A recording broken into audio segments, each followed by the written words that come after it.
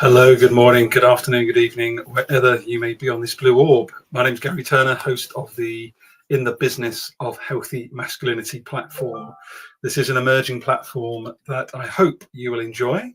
It really is an invitation for particularly men, but all genders, to come together and reimagine what healthy masculinity looks like, particularly within the workplace, but also outside as well. And one way I wanted to try and model that as we get going today is I've just welcomed a second grandson, Luca, into the world. Thank you, Olivia and Reese, you incredible parents. And this particular poem that I'm about to narrate is one that I wrote for Freddie when he entered the world back just over 2 years ago in July 2023. And I feel it's really pertinent with everything that's happened over the last couple of years. And of course, long before that. But I just think the last couple of years has really heightened and highlighted a number of the challenges that we have. And I just want to share what I'm calling a poem. It was called originally A Poem to an Unborn Life, but I'm calling this, because it's for Luca, who's just joined us this week, A Poem to a Newborn Life. So here goes. I hope that you find something in this. I hope it moves you. I hope it constructively gets you thinking. And also feel free to challenge me in the comments and drop me a line back at garry.turner at radicality.co.uk. So here we go, a poem to a newborn life.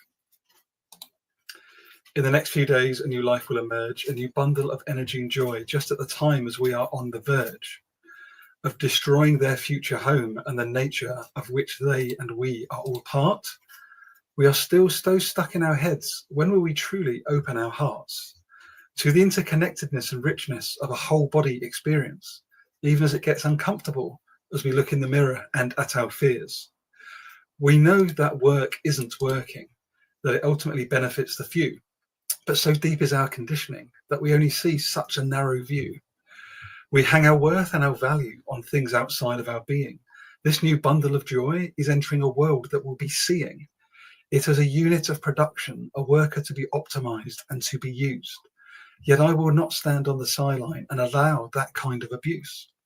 Just when we may have a home and some money to spend does not mean that in our body we do not feel at a loose end. We know there are other ways to be and to commune, so why do we keep conforming to a system that seems so immune to allowing reconnection to ourselves, one another, and to systems? To ask a curious question is in itself a form of resistance. It can all feel so pointless, even as new life is coming forth. Yet for this new being, we must reimagine our course. There are ways that we can speak up, organize around some just cause, be active in your community. Don't wait for applause. Ask curious questions at your workplace. Imagine this was your last breath. What is the one thing that's burning inside you? Imagine that release, getting it off your chest. In the end, the system doesn't love us. We are workers feared into keeping hush. Yet beyond the salary and home life, there is so much more we can contribute. Imagine the rush of allowing yourself to feel, allowing yourself to heal, realizing that you're not alone, that we don't need to stay on this hamster wheel. Even those with power and control are suffering in their own way. The same system keeps them trapped, granted with much comfort. Why should they play in this game of reimagining that will decentralize so much? Well, the answer is simple. We need to move away from the crutch.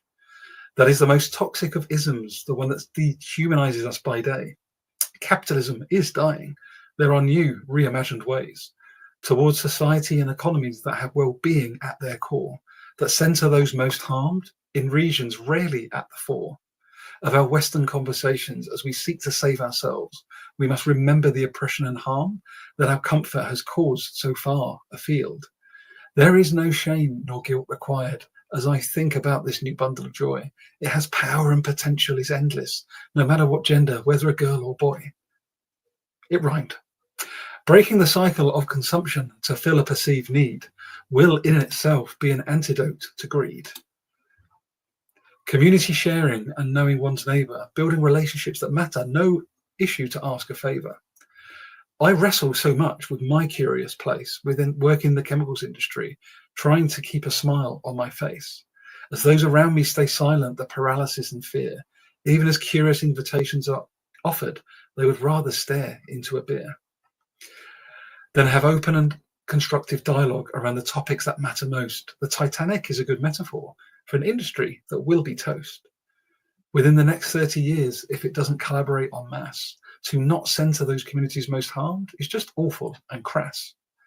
Yet certification and badges are the go-to thing.